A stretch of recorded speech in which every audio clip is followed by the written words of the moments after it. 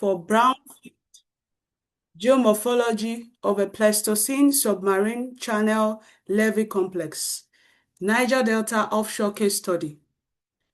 Concepts, applications, and business value. Without taking much of our time, I will respectfully invite the NAPE President, Mrs. Olajumoke Cecilia Ajayi, to deliver an opening remarks. Thank you. Good morning. Thank you very much. And good morning to everyone, students, lecturers, and all NAPE members on this call. First, I want to appreciate our sponsors, the sponsors of the February UAP lecture series. That's TotalEnergies. Thank you for believing in us. Thank you for believing in what we do and supporting us at every point in time. So I've looked at the topic to be discussed today. It is an important one that, we industry players, even the lecturers and students need to listen to and understand, because it will help us to unravel all that, some of the uncertainties that we face in our daily work. So our lecturer today, the speaker who has willingly agreed to share this knowledge with us, we appreciate you. And the good thing is that you're coming from a deep water, offshore deep water operating company. And we believe that what you will be saying today will be from practical experience. So you'll be touching on concepts, applications, and not only looking at the technical, you also look at the business value. So a lot will be learned here today, and I just want to encourage everyone on this call to put aside distractions and listen attentively, because this type of opportunity may not, you may not come by it, after today. So every the opportunity should be taken advantage of, and this will also help you in whatever you do, as long as you remain a geoscientist. So please listen attentively, and let's all enjoy the lecture of today. Note down your questions, which I believe the speaker will address after his presentation. So thank you very much, everyone. And I wish us a pleasant workshop. Thank you. Thank you so much, Madam President. So, permit me to invite our facilitator for today. Our facilitator for today is a seasoned geoscientist with extensive experience in seismic geomorphology, reservoir characterization, and exploration. So I will be reading his profile.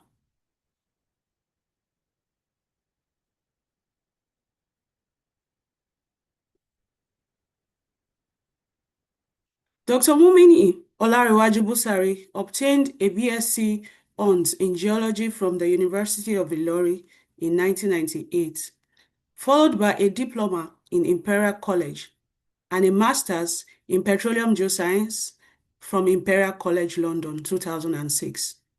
He later earned a PhD in Geology from the University of Ilorin in 2025.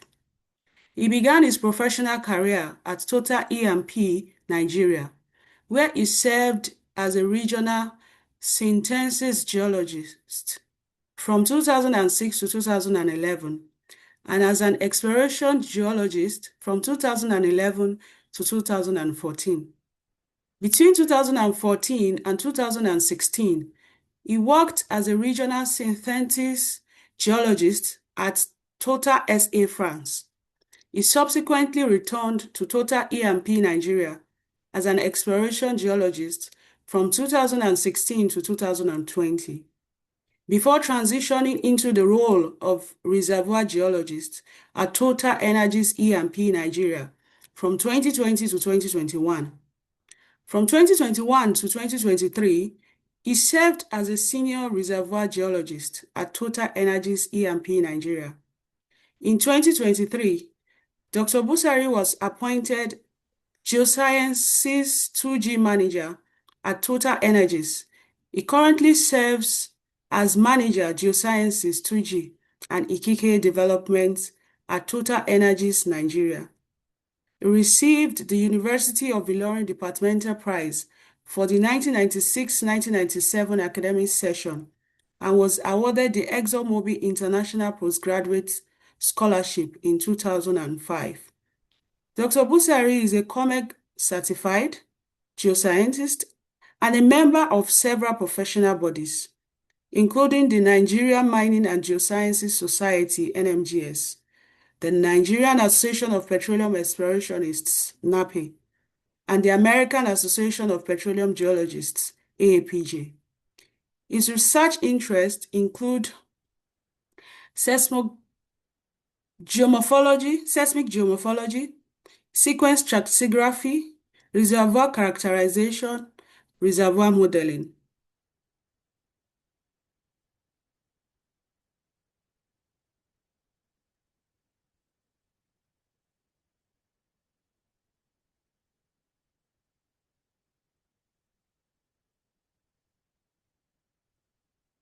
Dr. Busari is married with children.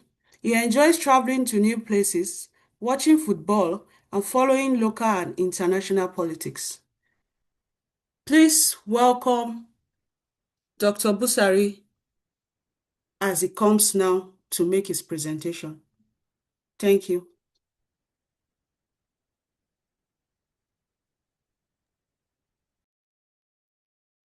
Good morning, ladies and gentlemen.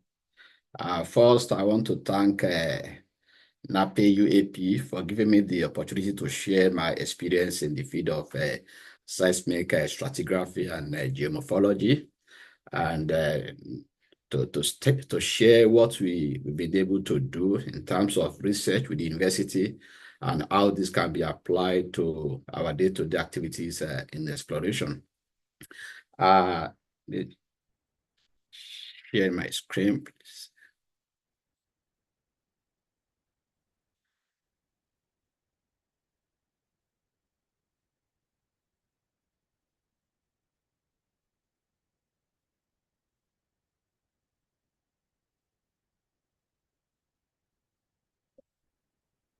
Please confirm you can see my screen.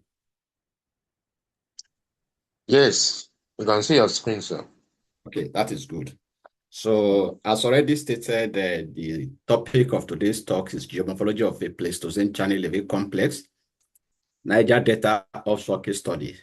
I will look at the basic concept, applications, and business value.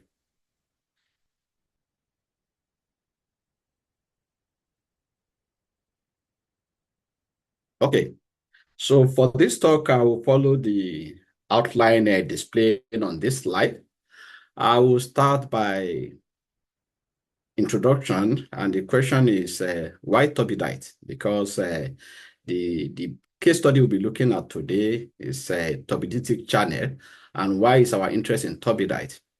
I will also try to talk about some basic concepts, knowing fully well that today's audience is a mixed one. We have some students, we have lecturers, I believe, probably some professionals from the industry. I want to make sure that all of us, we are the same level by the time I go into the case study. So I will touch on some basic concepts as regard flow processes and turbidite classification.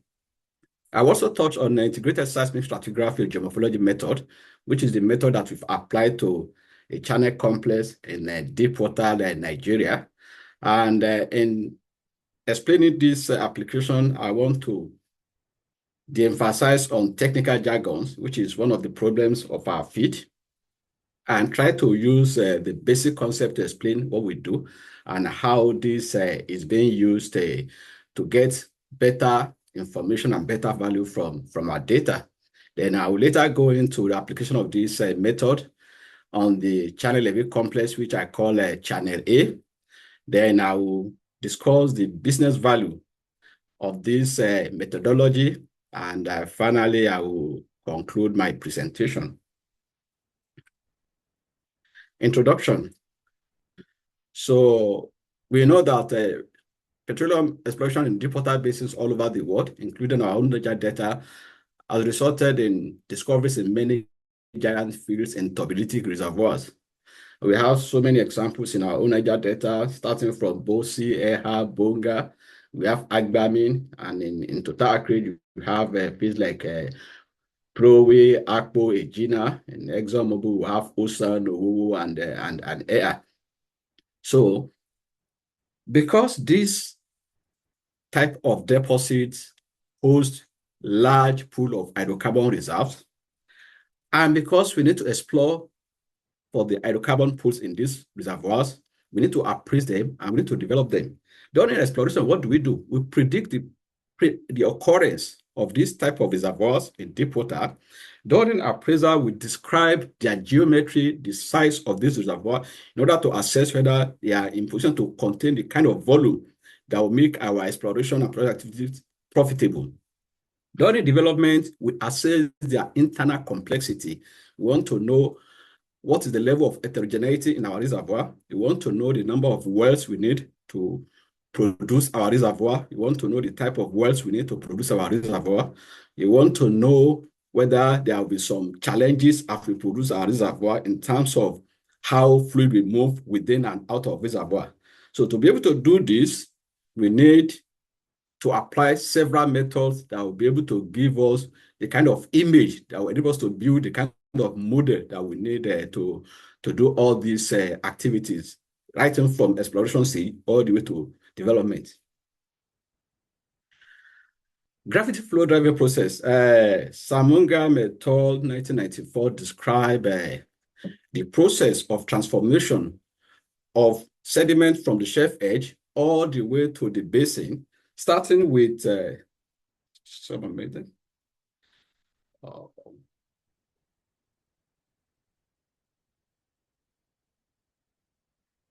starting with the failure of the shelf edge that can result into sliding block on a planar glide plane. And as this block is progressing into the basin and is fluidized, it transforms to slump to slump, which is essentially plastic deformation. And as you further fluidize the system, this can transform to debris flow, which is incoherent massed plastic deformed body. And as you further transform this body with increasing water content, you end up with Newtonian flow in form of turbiditic current. And in terms of the nature of this different gravity flow deposit, in terms of sand contact, rheology, and deposit, for the slide and slump and debris flow, they are mainly grains with very little fluid content. As you progress to debris flow, you increase your fluid content and you reduce the percentage of your grain. While in turbidite, your sediments are essentially in suspension. This is not the only way through which turbidite come to be. There are instances where you don't actually transform from slide to turbidity current. That from the shelf edge, at a time when the rivers are able to take their load to the surface, you can transfer, from the river load directly into turbiditic current. I will show example of this as we progress. Muti in 1992 tried to classify the different fishes that we have in turbiditic deposit, and he classified them into 9 different fishes. And this is because he based his classification on the outcrop he was working on in the Pyrenees and the top of Apennine deposit in south of France. And this classification starts from the most grain-supported fishes in the area of F1, F2, and you transform to all the way to fluid-supported suspended fishes in F8 and F9. And as you see, as you move from the shelf edge all the way to the basin, your flow, your turbidity flow or gravity flow transform from laminar flow to turbulent flow. At the beginning, you have high density turbidity current, transforming eventually into low density turbidity current. And in the process, your sediment transform in terms of getting fluid into the quartz deposit at the base of the fluid, and also moving some particles up into the less dense part of the fluid there at the upper part. And this, you move from what he described in his physics track as F1, F2, all the way to F9, which is more or less equivalent of what we call the popular Bowman sequence. In 1999, Moti et al. Further described the progression and transformation of turbidity flow using what we call bipartite turbidity current scheme, in which it described the flow of turbidite in terms of a flow that is separated into two layers: the basal dense layer that is composed of rip-off mud class, and the upper layer of the flow that is mainly turbulent in its nature. At the beginning of the flow, the basal denser flow moves faster and ahead of the turbulent flow, and as the flow is losing some of its velocity, it drops first the very coarse conglomeratic kind of sediment.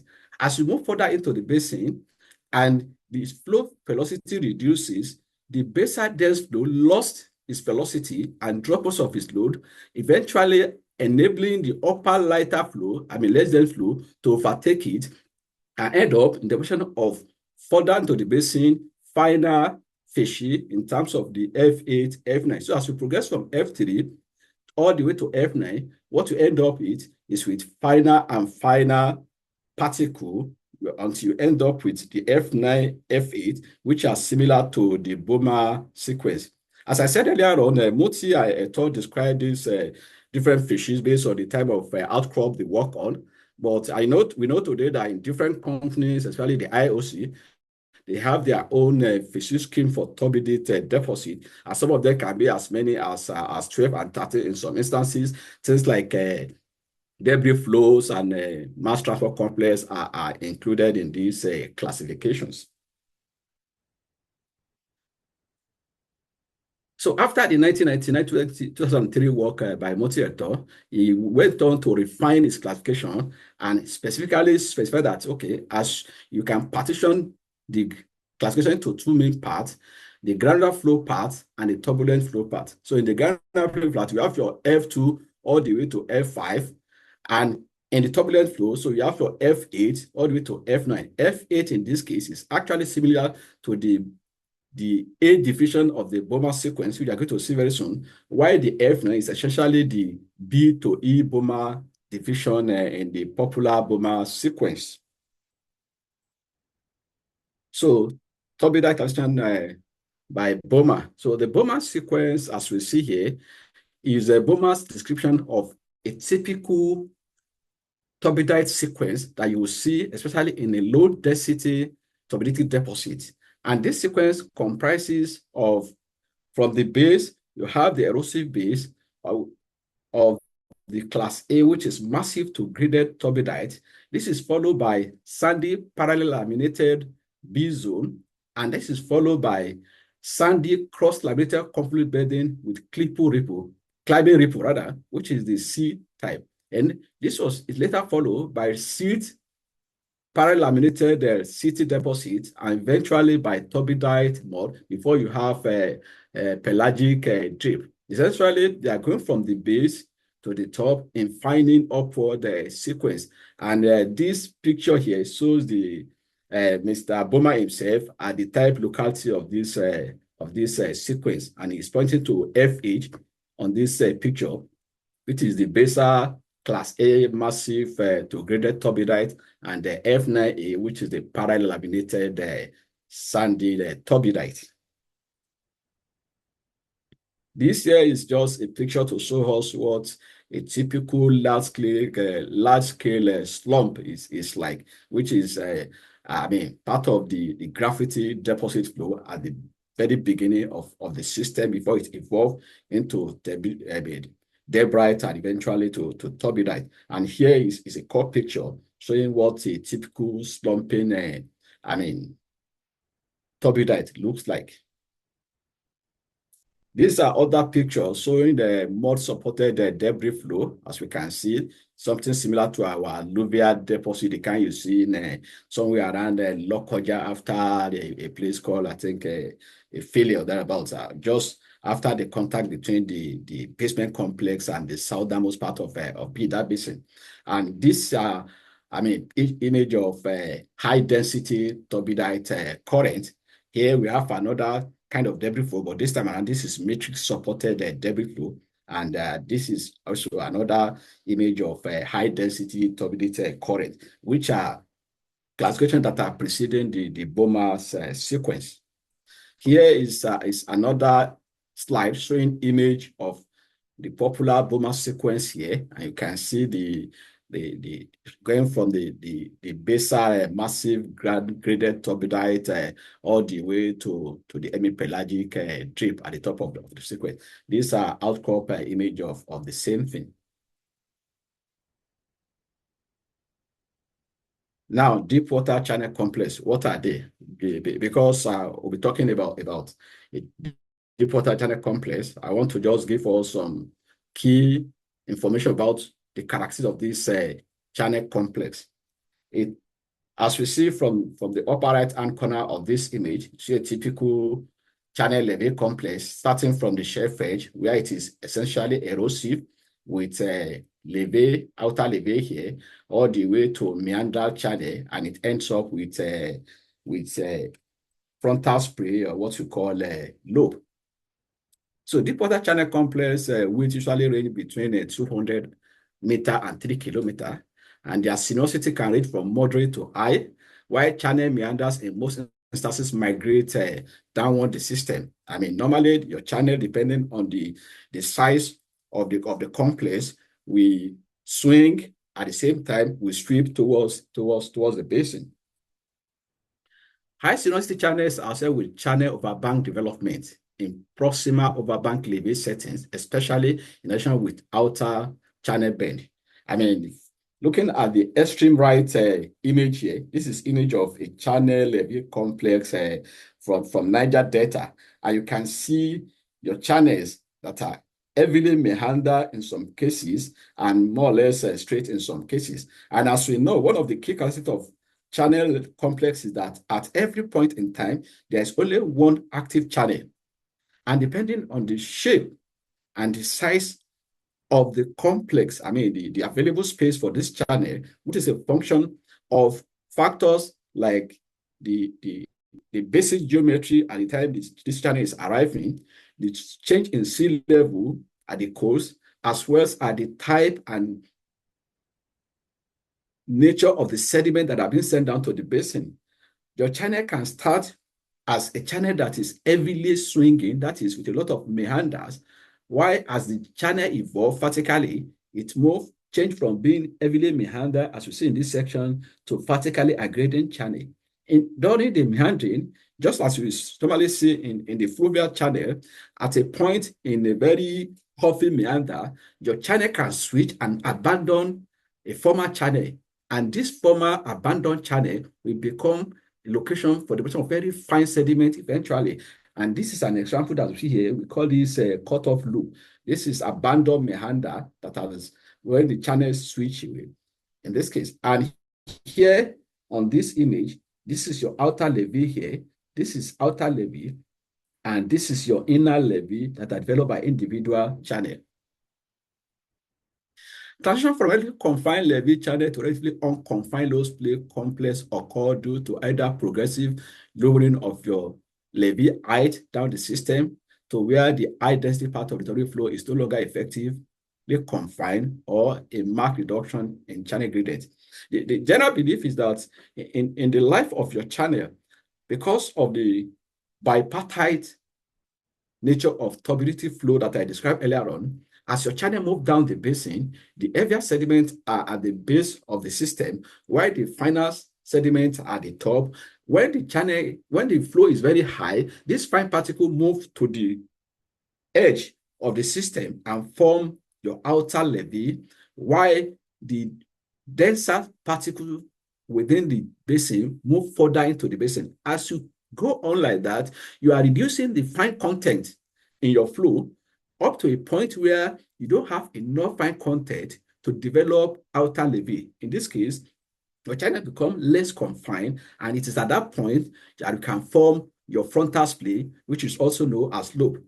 In some instances where you have a channel that is flowing into a sudden change in the gradient of the seafloor, then you can have situation whereby you have more than the usual space where you can spread your turbidity load. In that wise, you change from a channel all of a sudden into a lobe, and that is what we mean by marked reduction in channel gradient. We have a lot of this in Niger Delta. We call them a ponded basin, and this is actually an example of a ponded basin where you have a channel, what we call the feeder channel, all of a sudden getting to a point where your gradient decreases all of a sudden, and you have wide area where you can spread your load. In this case, you have a ponded lobe, or what you call frontal lobe, and when this accommodation space is filled, in this case, your channel move further to deposit another ponded lobe. This image is actually coming from a paper published by myself and my Professor Adekeye in 2024 rather, sorry. Also, crevasse splay are formed when levees are breached. They are like frontal splay, but smaller in sizes. This occurs especially where your channel bends and the bend is very high. With the energy of your channel, of turbidity flow, at times you can breach such a levee and you have some of your sediments spread out in form of splay, and this is what we call a crevasse splay. Also usually associated with the turbidity channel are debris flows. These are sediments that are not sorted. They just come at certain period during the sea level changes, especially at the beginning of sea level fall or towards the end of sea level rise. You have sudden impulse of sediment that didn't have enough time to be sorted into the basin, and this usually form a mass transport complex. You can see example in this image. These are the mass transport complex, and this is another mass transport complex. I think this we actually discussed the importance of this mass transport complex in locating Channel-Levee complex in our paper that was presented during 2024 NAPE conference. Now, classification of deep water channel complexes. So this classification for me is very interesting because the classification is based not only on the content of the channel, but rather on their geometry as related to this existing substrates to which the channel come into be. So essentially, we have three main end members. We have what we call constructive channels. These are channels that have very little or no erosion into the underlying substrate, and they have well-developed outer levee such a way that the levee constrain the channel and allow them to aggrade over time, and you build up what we call constructive channel. At the other end is an erosive channel, where the channel erodes deeply into the existing substrate such a way that the flow are contained within the erosion, within the container created by the erosion, that there is even no time or no room to develop outer levee. Rather, what you have is mainly your sand, your channel axis sandy deposit and the internal levee. The other extreme case is depositional channel, where there is no development of your outer levee such that your channel is not confined, is relatively unconfined and something very close to the shape of your lobe. These are what we call the sheet deposit. And eventually, as I said earlier on, even though we talk of channel complex, we know that the channels are just snapshots of a system at a particular point. It is the same system in most cases that evolve to develop into our lobes, or what we call frontal splays, as I said in earlier image. We have an example of some of this image here. So this is an erosive constructive channel here, and this is actually image coming from our case study of today. This is an erosive constructive channel, but not as erosive as the earlier image. So we have erosive constructive channel where erosion is higher than the erosive part is higher than the constructive part, and we have erosive constructive channel where the constructive part is higher than the erosive channel. So these two examples, this is a case of where you are highly erosive, more erosive than constructive, and this is a case where you are more constructive than erosive. Then we have a purely erosive channel where you don't even develop any outer levee. Then we have a constructive channel where there is little or no erosion into the substrate in this case.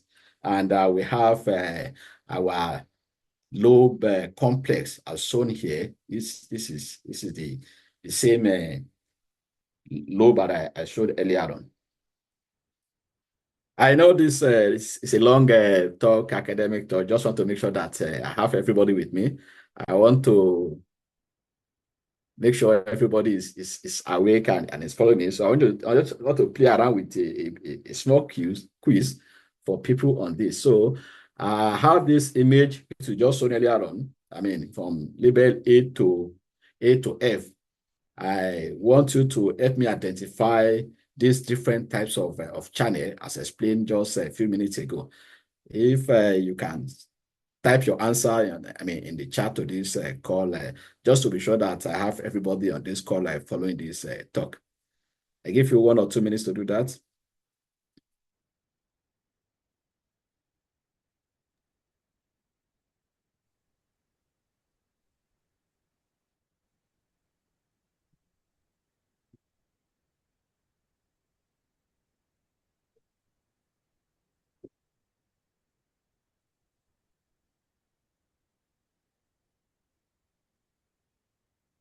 Yeah, I can see okay, what you're saying B is erosive channel. Yeah, that is correct.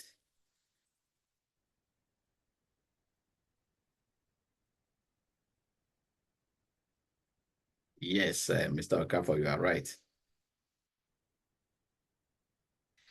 Okay. So this is the answer. This is just to make sure that everybody is awake. So as I said earlier on, we have the 3 extreme cases, which is the constructive channel represented by E here. You have the erosive channel by B, and you have the erosion channel by D. And in between E and B, you have erosive constructive channel with varying, the depth of erosion. Then you have your constructive depositional channel between constructive and depositional channel. Another teaser here. I have here 3 images, a map, and this is a coherency map. We say seabed to layer, seabed to horizon 2. So this is my horizon 2 here. So between seabed and this horizon 2, we'll slice this seismic into 4 different layers. And this is my layer 2 of 4. And this is coherency map co-render with spectral decomposition. We make sure we make the spectrum very transparent so that you can see some of the images here. And I've labeled different architectural elements. Some of them, you can see them both in section, like the one here, you can see it in section and on map. Also, there are some that are peculiar to either the section or the map. So if you can just use 1 minute to identify as many of these architectural elements as that you can identify. Here is our seabed, and here is our pelagic deposit that drip above our channel complex. And here is also the pelagic deposit that the channel erodes into.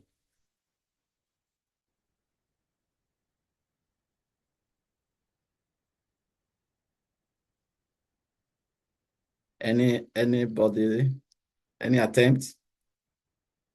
Okay, yes. One is outer levee. So you can see here, this is outer levee of this complex, and this is the limit of this outer levee in this green color. 6 is abandoned channel. Yes, that's our cutoff abandoned meandering cutoff loop. That's very good. That's very good. Okay, so So just for the sake of time, so these are the different architectural elements that we identify in these three images. One, as I said correctly, is outer levee abounding the channel complex, and two is our stack, particularly stack channel, as we see them here and here, while three is our laterally stacked channels. We'll talk more about this because of this presentation. While four is our channel complex margin, and you can see it on the map. This is our margin of the channel. While five is the channel's erosive base. You can see that this was the seabed before the coming of this channel, and it erodes into the substrate all this much. So this is the erosive base of this channel. And five, as you correctly mentioned by Kennedy, is abandoned cutoff loop. While six, these are slide and slope block at the margin of the channel. This number 7. Thank you very much. Yeah, that's good. So we go to the next section, which is integrated seismic stratigraphy and geomorphology methods. So the question is, why seismic stratigraphy and geomorphology? Why? I mean, as I said, I like to start from the basic principle. We are all familiar with this saying, present is the key to the past. I think it's called a principle of uniformitarianism. That is, we can observe some of the environment in today and project back to the past to see how some of the different environment we encounter in the subsurface were deposited in the geologic time past. But in contrast to sub-area siliciclastic depositional element, deep water depositional system cannot be easily reached or observed and studied in modern day environment. I mean, most of us, when we fly from Lagos to Port Harcourt, we can see from the plane, we can see the beautiful meander channel as we approach the delta. For those of us who live very close to the coast in Lagos, my house used to be about 100 meters from the coast in Alpha Beach. We can go to the coast and see the wave action as the wave is coming, bringing sediment and taking sediment and eventually distributing sediment along the coast. And in some time past, before the government built several groins all the way from Eco Atlantic to further down beyond the Alpha Beach. In around July, August, every year, we used to experience the highest tide in the year, where the water will move almost 200 to 300 meters into the land and cover so many houses, so many places. That is tide in action. For some of us who have been fortunate to visit the Wessex Basin in southern England, we see the impact of tide. We always watch out for the high tide and low tide to know when to move in and move out of some of the outcrop. So when we are talking of fluvial system, the delta plane system, the tidal system, we can observe them in present day situation. And also thanks to satellite imagery, we can more or less see some of these things even from satellite imagery and see as if we are looking at them live. So it is easy to emphasize what the processes were like when these subsurface deposits were deposited in the time past. But in the case of deep water, it's impossible to do that. In the past, most of the understanding of deep water sedimentation came from studies of outcrop with their limitation.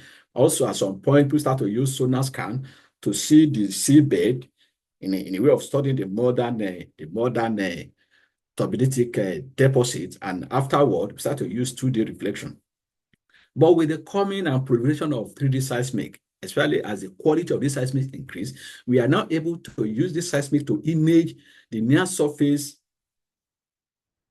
near seabed, and as if we are looking at modern day environment. And this is one of the things that propel us into using seismic stratigraphy method on near surface environment, as I will discuss later. So that, in a way, is a way of looking at the modern equivalent of deep water sediment in order to understand the processes that deposited what we now image today in deep subsurface, because it is only by understanding the processes that lead to this deposit that we are able to model them, we're able to predict the infill of these channel complexes. tubidic reservoir complexity. We know that by the nature of tubidic deposits, like I said, they are influenced by several factors, such as the change in relative sea level at the coast, the rate and type of sediment supply, and the seafloor morphology. So most of the time, they develop complex internal morphology as well as complex geometry. So, and because most of the discoveries in deep water setting, to develop them, you need a lot of, investment. So you don't just want to invest billions of dollars in an environment where you don't have a grip of your reservoir geometry, the internal complexity of your reservoir, and your ability to develop it. So we need to be able to understand and characterize these reservoirs to a level that we have enough confidence to invest the billions of dollars that we need to develop hydrocarbon pools in this type of reservoir. Why Shallow-Berry channel complex? Like I said earlier on, because for us, the next thing to seeing the modern setting of the deepwater channel complex is to look at near surface seismic. And that is why we've devoted a lot of effort in looking at several near surface Shallow-Berry channel complex in order to understand their morphology, their evolution, the period of them, and transfer this knowledge into deeply buried reservoirs where most of our hydrocarbon pools are in place. So one of the good things about near surface seismic is the resolution of this seismic. For the study we carry out, we have resolution as good as 8 meters, and in some cases we have detection that is as low as 3 meters. And the frequency quantity of this seismic is also very high at the near surface, that are able to see images like some of the images you've seen. You can more or less point at even the lithology in some instances. Then the level of detail that we see in deeply buried water system is a fraction of what we can image in the near surface. So by studying near surface tubidic deposit, we can now transfer the knowledge from this into deeply buried equivalent, where we want to explore or develop a hydrocarbon deposit. Just to give you some images. See, this is a deeply buried stack channel, and this is a near surface laterally stacked and vertically channel, and these are coming from the same data set. You can see the obvious change in quality of image from the shallow buried to deeply buried channel. These images are coming from shallow buried channels, and you can see the beautiful image we are coming. We are able to define this level of detail in terms of the geomorphology of the channel. In fact, in some instances, we can more or less see the lithology here. We see something, some sort of MTC adjacent to the channel complex here. And this is another channel where we can more or less almost touch the lithology of the channel. This is a straight channel with a lot of very coarse material, and this is a shale, what do you call it, volcanic kind of, and we can see it almost we can almost touch it with our hand. And these are coming from near surface seismic. So when we talk of integrated seismic stratigraphy and geomorphology methodology, we are talking of, this is based on one key principle, which is seismic inflections are proxies for bedding planes, and they are time-corrective surface of chronostratigraphic significance. That means when we see our seismic horizons, we can more or less equate them to the bedding plane, and some of them have chronostratigraphic significance. When we are talking about seismic stratigraphy, simply put, is identifying patterns in seismic fields, which is a temporal domain that can yield insight into stratigraphic architecture. You want to look at different patterns in our seismic section and be able to define these chronostratigraphic surfaces of significance and define the packages between these surfaces in terms of different system tract and in terms of efficiency tract, as we discussed earlier. This we had into looking at patterns on surfaces in map view, which is the spatial domain, and be able to identify paleo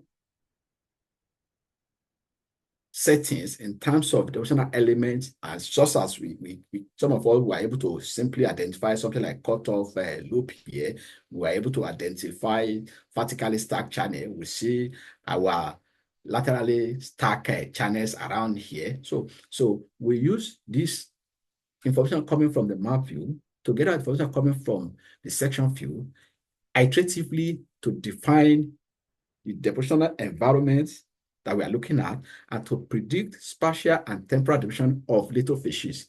This essentially is what we do in seismic stratigraphy and geomorphologic method. Just to give you some flavor about why using seismic, essentially, of course, supported with well-informed we have it, help us to define better the geomorphology and internal complexity of our channel in deep water setting. This is from Powell Field in deep water of Mexico. This in 1989, they have 3 wells and they draw this shape. This is the shape of the reservoir as far as they are concerned. And this is actually in a levee, an overbank, as described by 1999, they have more wells.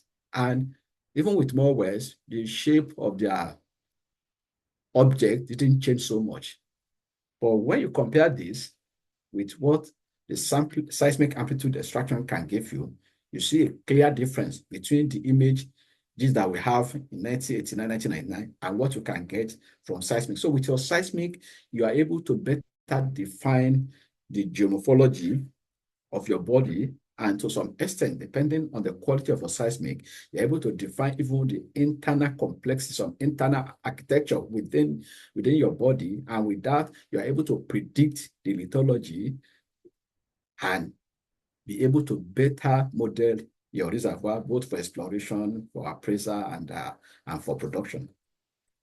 So this is just to show us again why do we think this method is of serious importance to our business. This is an outcrop in the Republic of Ireland in the popular Ross Formation. I mean, here we can see channels here.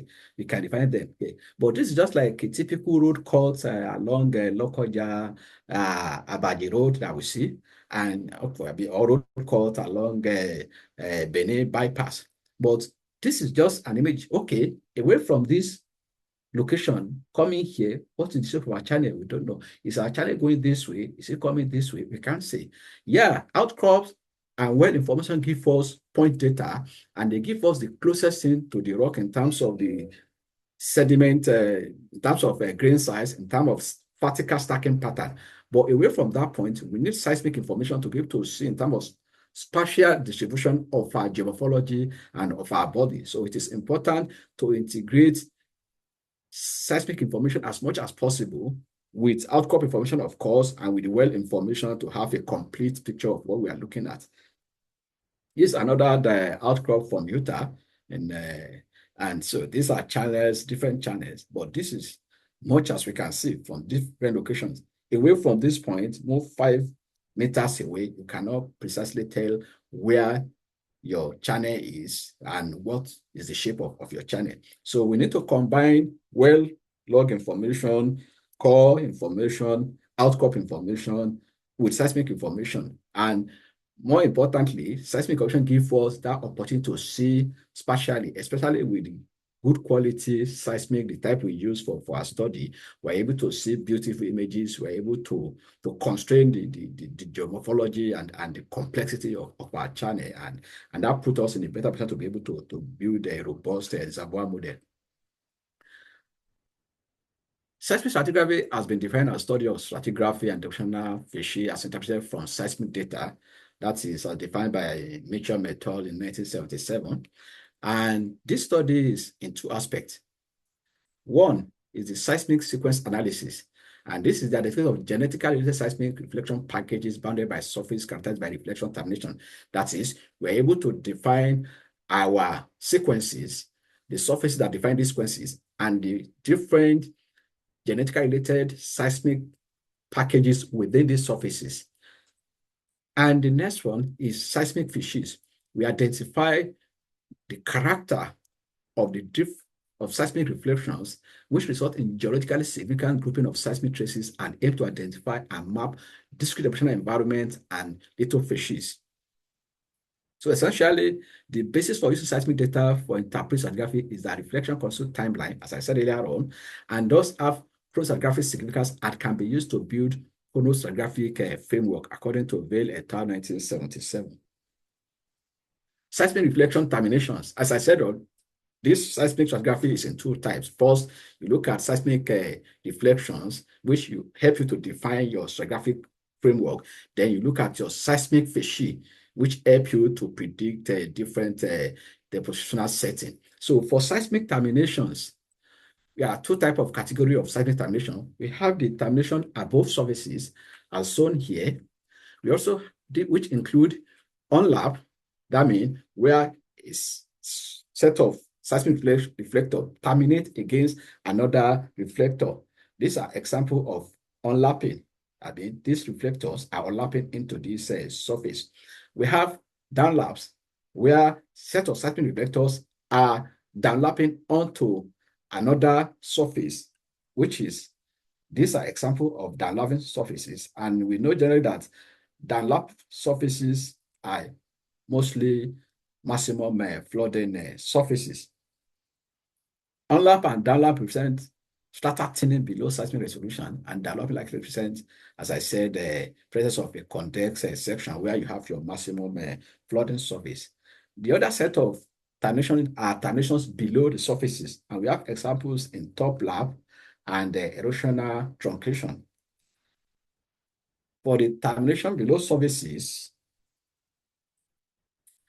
we have erosional truncation, as I said on, and these are examples of erosional truncation. As we see here, this is the erosion that is truncating. So some sediments are being removed here, and you have something new coming into this that is unlapping into this surface. Then we have top laps, where you remove the top part of the sediment, and the new sediment are deposited against the surface. That is the top lap surface. Top lap and erosional truncation represent absence of a section of rock that is represent unconformity, and these surfaces are what we use in seismic stratigraphy to define the chronological significant surfaces, as is in terms of the unconformity, or we use our maximum flooding surface to define this bound of our sequence of our seismic sequences.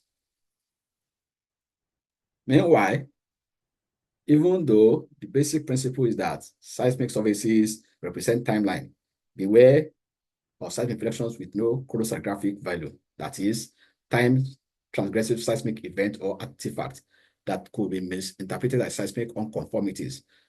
I will show some examples of this. Yeah, there are isolated instances where reflections may not constitute timelines. Other factors may create seismic reflection with no chronostratigraphic value. For example, we have multiples, we have fluid contacts.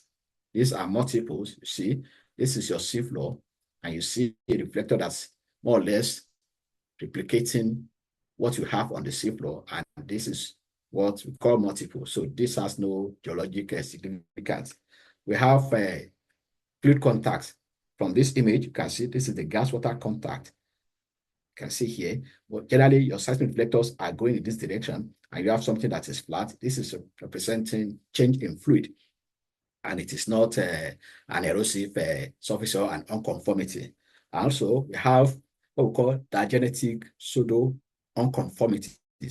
I mean, here, this is diagenetic surface of deposition. It is because you have sits in deposition for a long time, it develops something that looks like hard surface. You bring another sediment, and you look as if it is unconformity. It is not unconformity. So we have to be careful of these pitfalls to make sure that whatever we are interpreting represent geology and not something else. Seismic facies analysis. As I said earlier on, after defining your sequence stratigraphic framework using your seismic reflection, the bounding surfaces that are chronologically significant, then you want to define your seismic that represent, deposition settings, and you look at the configuration of your reflectors, like either they are parallel, they are oblique, sigmoid, homokey, or they are chaotic. For instance, we see rotated parallel angle reflectors here, which I said represent slide and slope. We have parallel tack almost angular reflectors here, which I call laterally stacked channels. We have vertically stacked concave up bright amplitude reflector here, which are interpreted as vertically stacked channel. We have transparent reflectors here, which we all beautifully identify as outer levee in this case. We have beautifully continuous seismic reflector here. So we talk in terms of the configuration of the shape of the reflector. We talk in terms of the amplitude of reflector. Is it low amplitude, moderate, or high amplitude? We talk in terms of continuity or discontinuity of your reflector. And we talk about the frequency and the frequency. For instance, when we have chaotic reflectors here in deep water setting, these are more often than not pointing to the presence of a mass transport complex. So with these fishes, which we see in seismic section, which we are going to corroborate with what we see in map view, we are able to interpret the positional bodies in our deep water channels. So for geomorphology analysis, so map view images derived from seismic strata slices and reflection extraction derived from 3D seismic data. These are images that give insight into paleogeomorphology. And because of the quality of the kind of seismic we have now, as we've seen in the previous images, we are looking at horizon slice, which means we cut our seismic at, either time slice or horizon slice, just on the map horizon, or layer extraction, which is we extract between two different horizons. We're able to see different paleogeomorphologic images. We're able to see, even in some instances, to see what we like lithology, where we're able to calibrate with nearby weather. So with these seismic interpretation, identification of geological meaningful pattern manifested in map view, and this can lead to identified elements like deep water channels, as we see in this image here. Okay, beautifully able to not only able to identify your channel, but identify the levee outside your channel, and you can see how your channel evolve vertically and laterally from this image. So meanwhile, process segmentology, looking at these geomorphologic images lead to understanding of the process segmentology inference, that we're able to infer the processes that led to the development of this, and by inferring the process, we're able to predict the lithology, and being able to predict lithology, we're able to do what we call paleogeographical reconstruction. The extent of feature, and this also gives us ability to select good analog for this deep water deposit. So this is this image is coming from Niger Delta, and it's coming from the work of Deptok et al. 2007. And you can see this is the section, and you can see some of the channels here that are stacking here, and you can see the images coming from the amplitude extraction from this seismic. You can see it showing the different a vertical evolution as well as lateral evolution of your channel in these images. So by combining this geomorphologic analysis with the seismic stratigraphy, we are able to build a beautiful story. Dr. Busari, please, you have 10 minutes more, sir. 10 minutes more. Thank you, sir. Okay. So just to give a note that context is very important in this work. You have to make sure that you understand the context. You can see deep water context, this is shallow water context, this is fluvial context. So I to make sure you are interpreting correctly your depositional elements. And also you have to integrate properly what you see on seismic section with what you see on the map view to be able to come up with a concrete story. So I will go now to the application of this method into our channel A, which is our near surface Channel-Levee complex.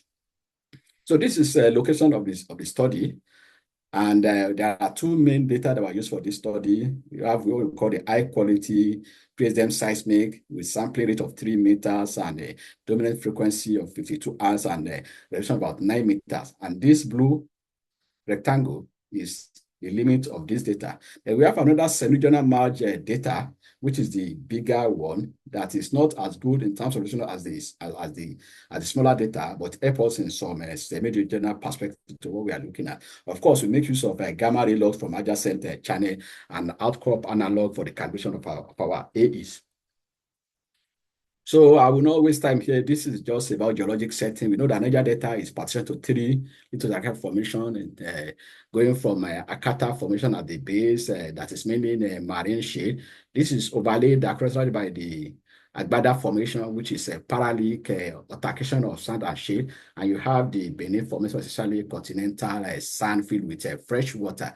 And in terms of structure, going from the north to south of the delta, you have the delta pertaining to 3 main structural domain. You have the extensional domain characterized by the growth fault, district fault. You have the distal domain characterized by the thrusting, and you have the transition domain where you have folding and anticlinals of structure and the associated crystal faulting. And our study is located stratigraphically in the Pleistocene, and in terms of structural domain in the transitional domain structurally.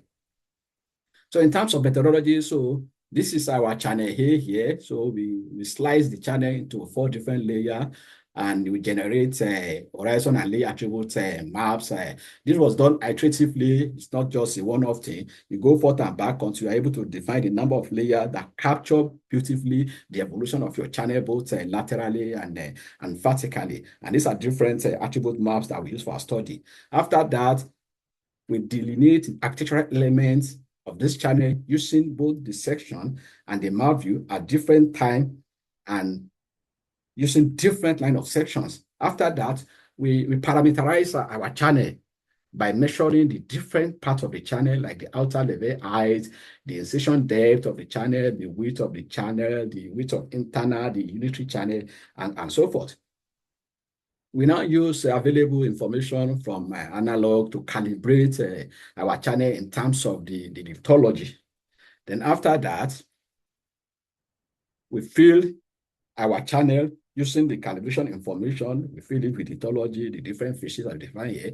Then we come up with the evolution of our channel in time and space, and we use this all information for reservoir modeling to be able to robustly model the channel and get it ready for development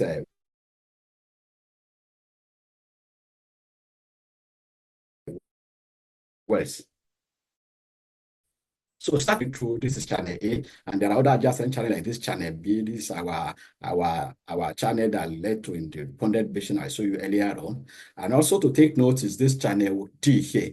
It's very important as we go forward. So channel A essentially was split between the seabed and horizon 2 here into 4 different layers. So we call layer 1 of 4, 2 of 4, 3 of 4, and 4 of 4 from top to bottom. So take note. And as I said earlier on, we generate several layer map, starting from coherency map, RMS amplitude map. We generate a spectral decomposition map, and sometimes we co-render different attributes.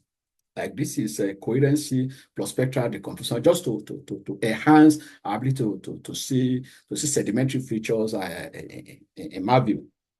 So we go ahead to define, using our understanding, as I said earlier, using the seismic stratigraphy attribute of this channel in terms of the phase shear, the reflection termination. We define different actual elements, which here I call seismic architecture. And you can see the line drawing of this. And we are not only defining them using seismic section, we are using them simultaneously, describing them on section and on map. And you can see these are what I call laterally stacked packages. I mean, ISO Abro 2030, and you can see them being stacked laterally beautifully on the map view. We have the vertically stacked channel here, and you can see the several of them stacked together in one place vertically. You can see our external levee here wedging away from the channel margin. You can see the slide and slope block at the wedge of our channel. We can see the internal levee here within here, and we can see the different episodic shift of our channel as represented here,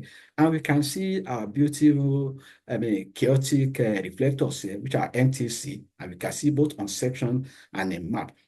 You're able to define these different seismic architecture. We call them fishy 1 to 8, and in this case, and just to be sure that what we interpreted from seismic section and map, because one of the challenges of near surface seismic interpretation is because most of the time we don't acquire log, but we leverage on nearby subjects, which is our lateral acquisition packages, and we see example of similar thing from the work done by Abro et al. In 2010 in Angola, and we compare this reflection to our own reflector, and we see both on map, on section, we see we are compared, and we leverage on the description of this same subject, both on outcrop and in core, so we know what they look like in terms of log response, in terms of core image and time in time. So we're able to define the lithology of these lateral acquisition packages.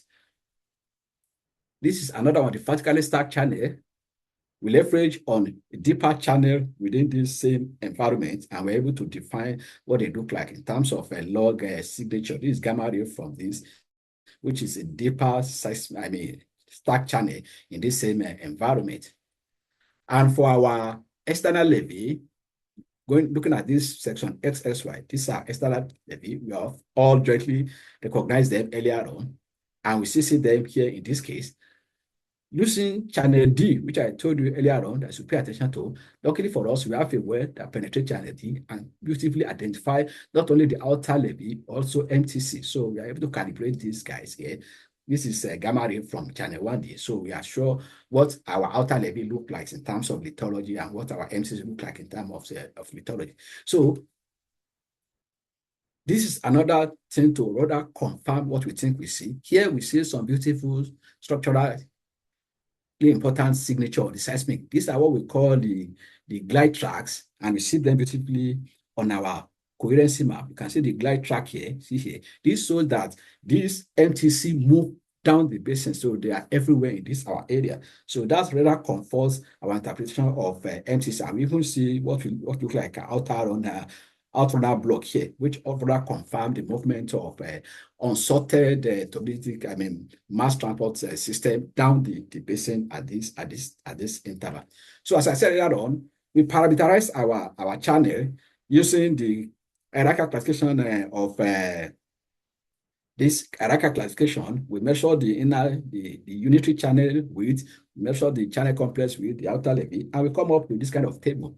And this is a beautiful analog for someone working at deeper depth where the quality of seismic is poor or where even there is no seismic at all. So already we prioritize. So if you are able to identify similar channel and you know your context, so here you have parameter that you can use to model your channel, which is one of the good results of working with near surface, channel complex in our own case. So after that, using several line of section that are perpendicular to the channel axis, we describe different features of our channel, most of which we've already talked about. We have the external levee, we have the lateral stack channel, we have our internal levee, we have this vertically stacked channel, we have our hemipelagic deposit, we have hemipelagic drip. Here we see again the slide and slug block.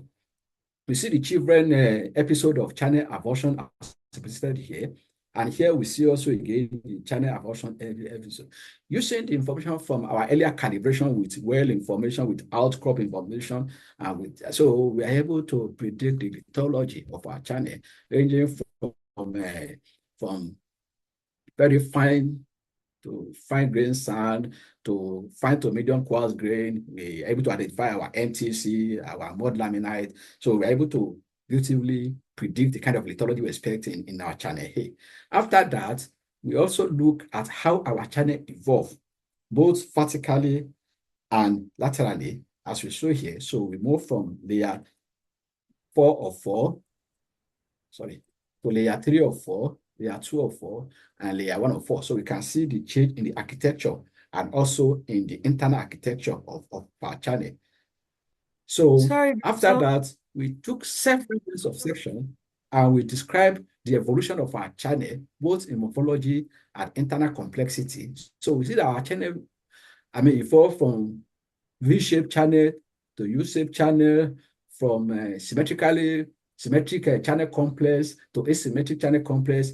Also, we see that the incision of our channel into the substrate evolved from the north to the south, all the way from very deep incision to almost little or no incision in this case. To understand what happened to this incision, we take a line of section along the channel from north to south. And this is coherency map showing this line of section, and this is the section. And we're able to partition our channel along this track into 3 different zones.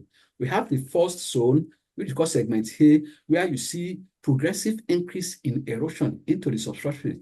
As you can monitor this erosion with what we call HL1, HL2. This is pelagic layer 1 and 2. You see progressive increase in erosion into this, and by the time you go to section 2, you see that you start to recover some of the erosion.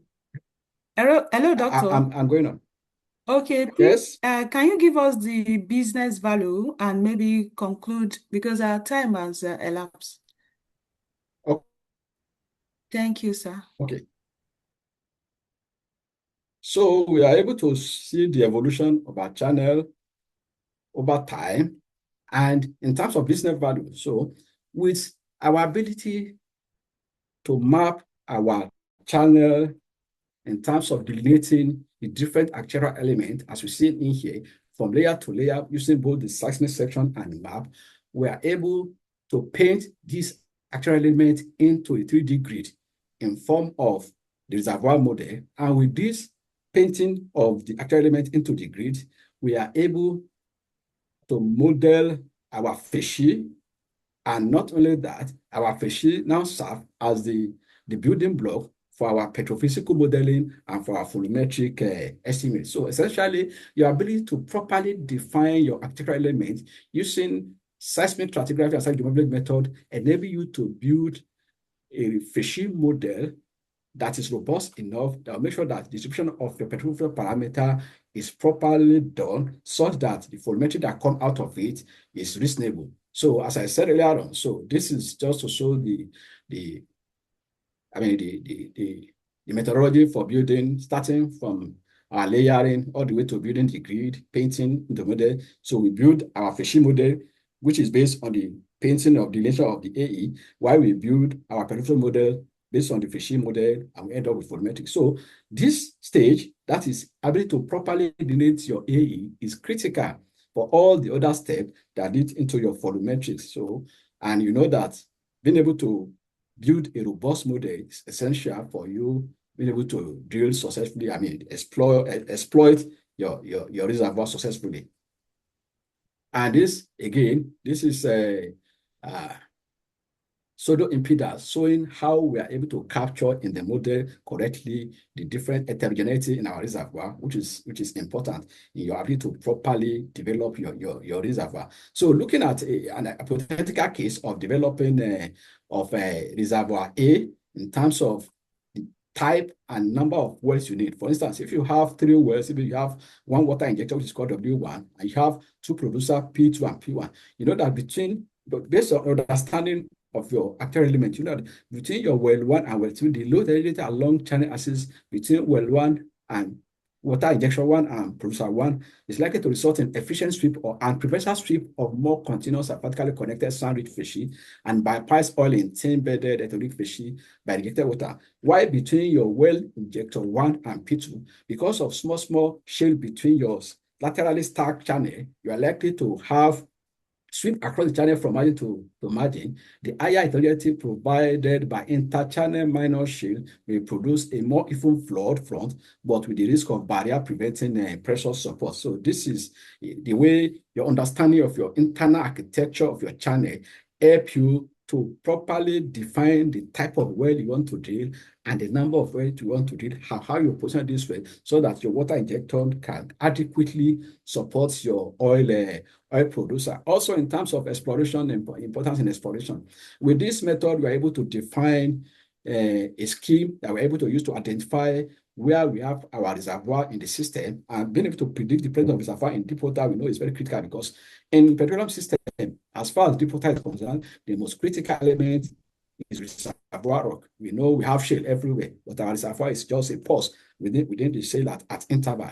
So being able to define the presence and quality of reservoir is critical, and this we are able to do using this methodology. For instance, looking at this seismic section, from west to east. This is the section here. We're able to delineate these different channels using this kind of approach. And based on that, we are able to define the shape, the size of this channel, define the contact of this channel using information that we have. We're able to define the gross rock volume because with our resolution, we're able to define, okay, what is the resolution of our seismic. We're able to define more or less the thickness of this reservoir. We have the area here.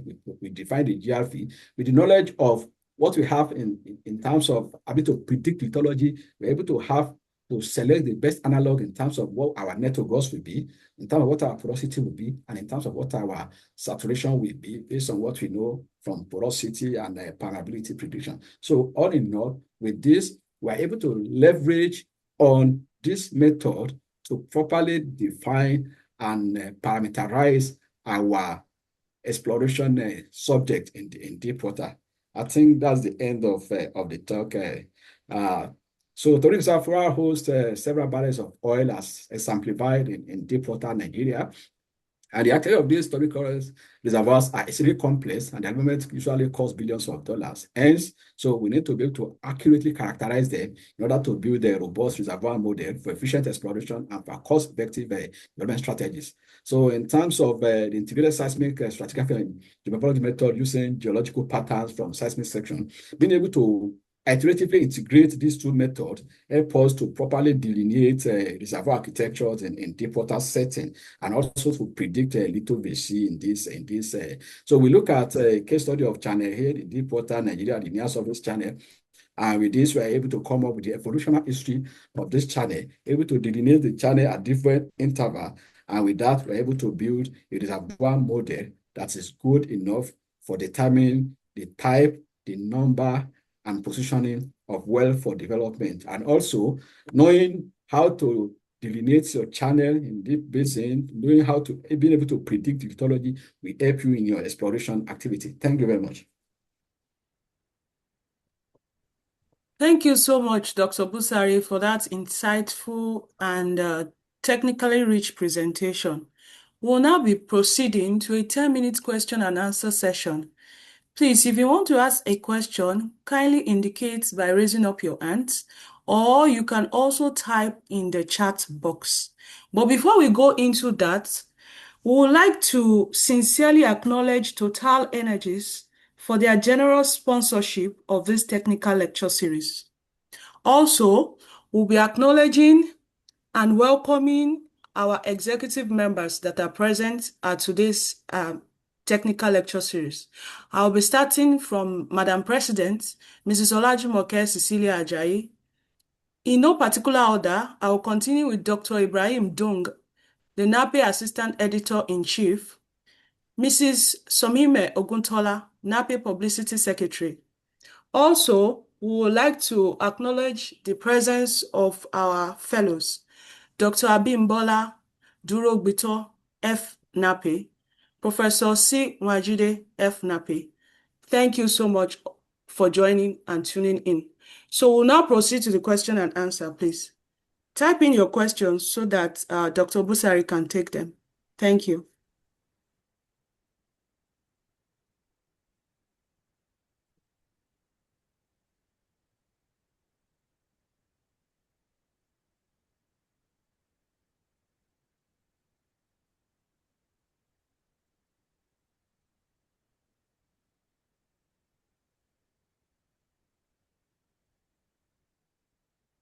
Yes, I can see a question from Uche. Is there a paper on this that showcases this work? Yes, we have a paper that is in publication. The paper has been accepted by the SCG, but it is yet to be published. Hopefully, it will be published before the end of the year, and you can have access to it. It has already been accepted. We are just waiting for them to publish it. Thank you very much. Also, please, when you are typing in your question, please state your name and your affiliation. We want to know where you are tuning in from. Thank you.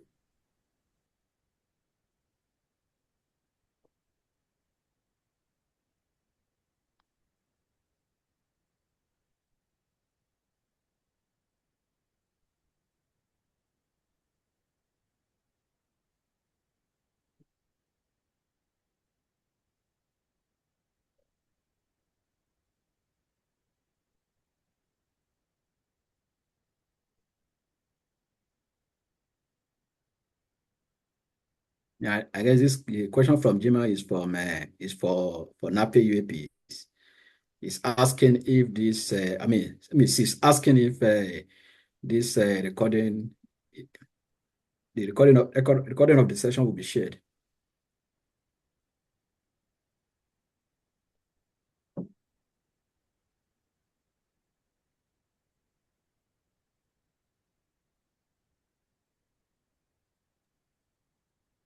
Before we continue, I also want to recognize the presence of Dr. Adekunle. So, Show Folabo, the NAPE editor-in-chief. Thank you, sir, for tuning in. So, Dr. you can continue, sir. A question from Kehinde Alalade. He wants to know if shade play any role in the control of this absorption point.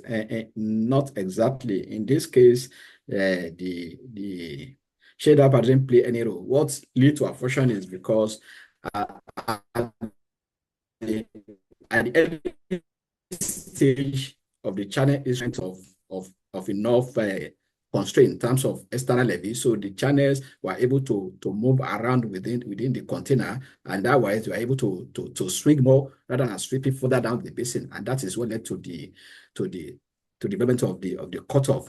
If you contact NAPE, maybe the paper we presented in 2024, myself and Professor Adekeye was actually on a channel that is influenced by DAPA, but the influence is more on the shape or the geometry of the channel. I think some of the images are shown in this paper.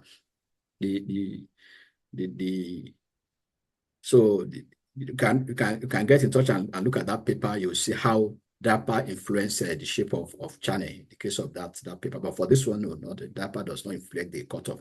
It's more of the meandering of the channel as you abandon one channel, you have another channel that is active, and that one abandoned is cut off, and it becomes a location for very fine deposits, sediments, so to say. Dr. Pristine Dim, he raised his hand. Sir, please, you can unmute and ask your question. All right. Thank you very much, moderator. And thank you, the speaker.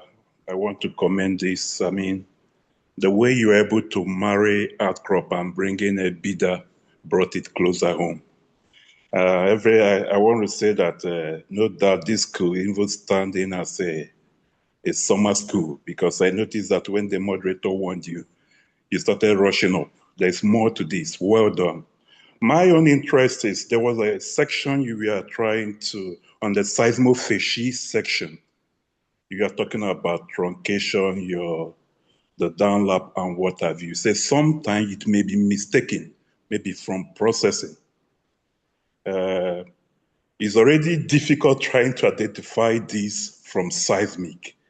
Again, how and when can we actually tell that some of these on seismic are artifacts, or exactly, it was around this session, exactly.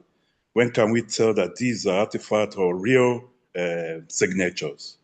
Then what do you call, this is the second one, what do you call cutoff channel? I saw something that looks like Osbo Lake. Are they the same?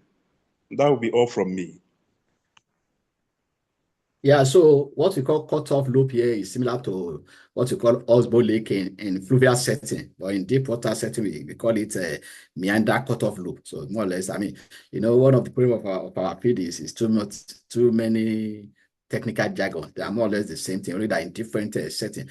And in terms of the seismic artifact, I think it's boiled to the experience of the interpreter one, and of course the fact that you don't work in isolation. You see that in this methodology we use a lot of seismic information. So having the processing history of your seismic and is also important, and so having a lot of experience in terms of what are the signature you look out for to see this artifact. I mean, geophysicists, they know a lot about this, so they can help you to identify artifacts in your data. And as I said earlier on, okay, I start to rush that consistency is important.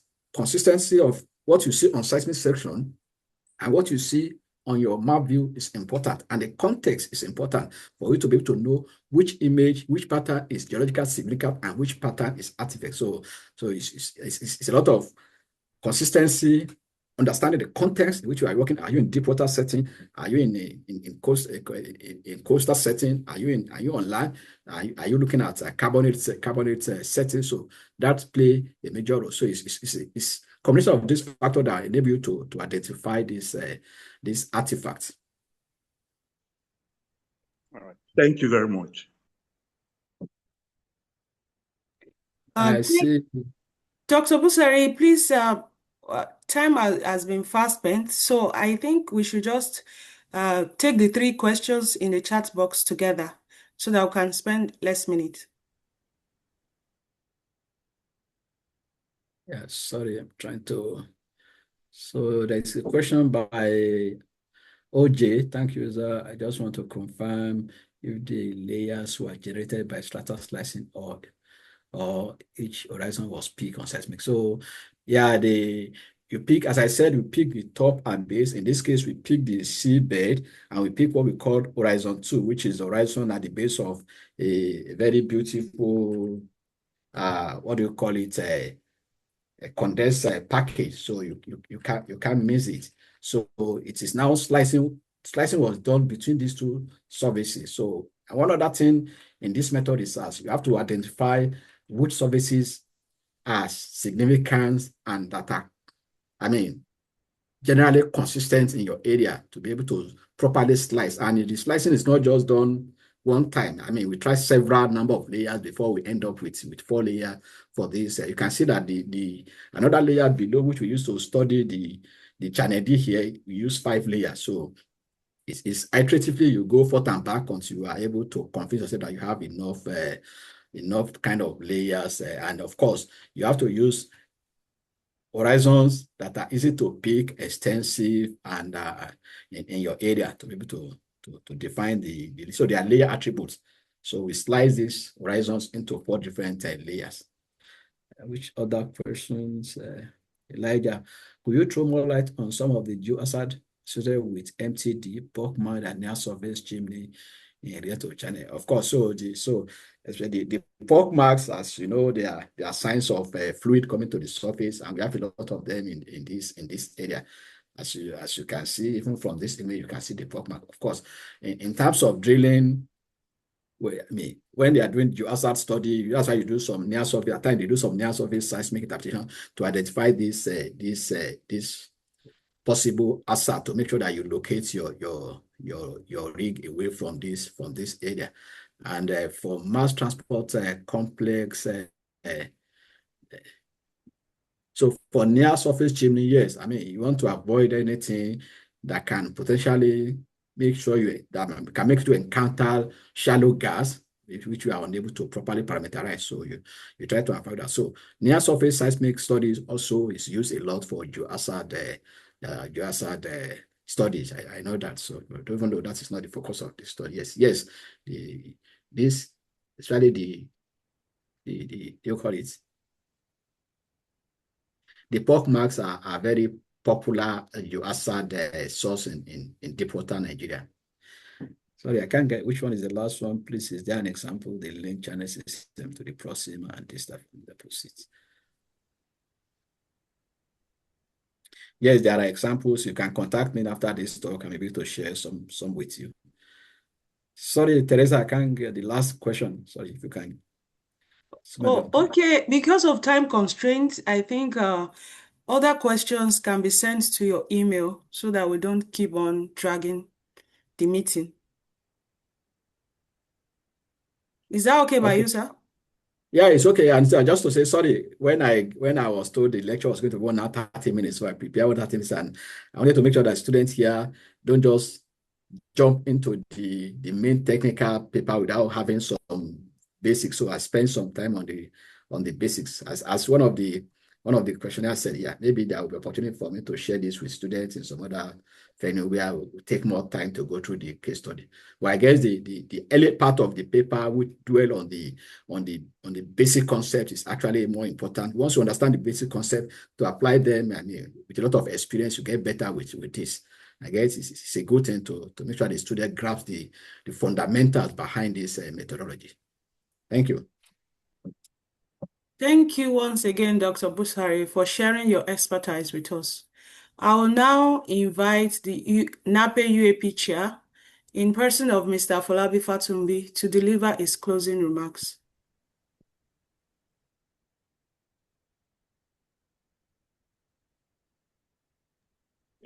Yeah, morning, everyone. Teresa, we do have announcement, don't we, on the agenda?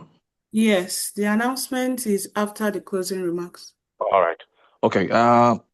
Professional colleagues, gentlemen, ladies, friends, it's going to be very brief. I just want to say a special thank you first to Madam President for honoring our invitation, and to all the members of the executive committee and fellows present for honoring our invitation. Special thanks also go to distinguished professors and our wonderful students and YPs for attending this. Then I go to our speaker, Dr. Busari. This is very insightful, bridging that gap between the basic concepts, taking us back to the basics and showing us some of the fundamentals, the geology that I think the pioneers of NAPE handed over to us, and also building on top of that, using the latest and greatest applications of technology, seismic, to really come up with concepts, predictive models that impact both exploration and development in terms of planning wells and getting the most value in terms of hydrocarbon resource. So I thank you, Dr. Musari, for doing this, and also special thanks to TotalEnergies for sponsoring the event. I'll close with that. Let's stay safe. Let's continue to tune in. You mentioned things around engaging students. As you know, we have a program called CREEP, and you just stay tuned to that. There's more that industry professionals and experts have through the UAP platform to render in terms of also bridging the capability gap that we currently have in the university, supporting the current university resource, and in form of collaboration, bridging that gap between the industry and the academy. So thanks, and let me say, stay safe and enjoy the weekend. Over to you, Teresa. Dr. Busari, please, can you stop sharing? Let me share the announcement.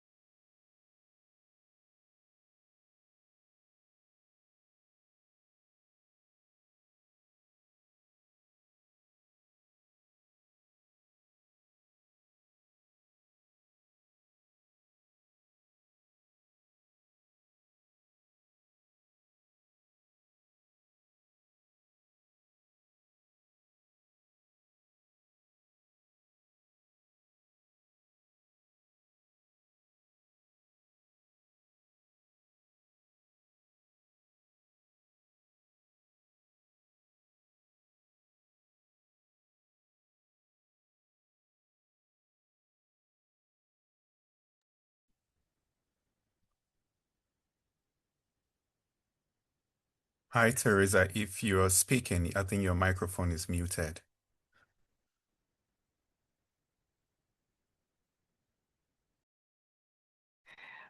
Oh my God, I'm so sorry. I've been talking since.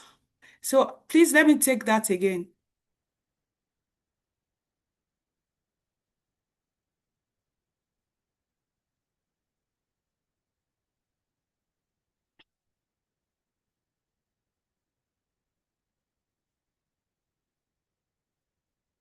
Okay, sorry. If you are a geoscience or geophysics lecturer in any Nigerian university, we invite you to join the NAPE UAP community. Become a part of a structured network that provides timely access to upcoming events, technical programs, professional opportunities, and the full range of benefits available under the NAPE UAP University Assistant Programs. Contact us today to be added to the official NAPE UAP community WhatsApp group and stay connected to all NAPE UAP activities and updates. To enjoy all NAPE UAP benefits, sustain an active NAPE student chapter within your university by meeting all yearly activation requirements. Remain financially compliant by ensuring your NAPE membership dues are paid and up to date. Demonstrate consistent participation in NAPE UAP technical engagements, programs, and official events. Actively support and promote the growth of NAPE UAP initiatives through volunteerism, support, and institution. For more inquiries, on his phone line 080-2072-9495, or you can write to him on mayowa.a@nape.org.ng.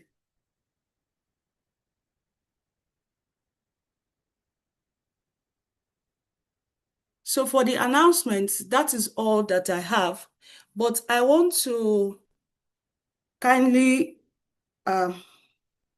beg and then apologize for spending 10 extra minutes of our time today. We are so sorry, and we promise that the next one will be better. I remain Teresa Oguntimehin, your moderator for today's NAPE lecture series for February 2026. Thank you for tuning in and have a productive day ahead.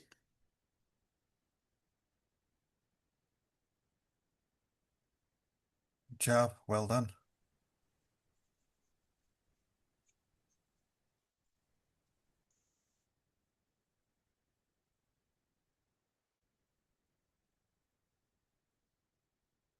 Sorry, please, before you go, remember to drop your attendance, your affiliation, the school you belong to. We'll need that before you go.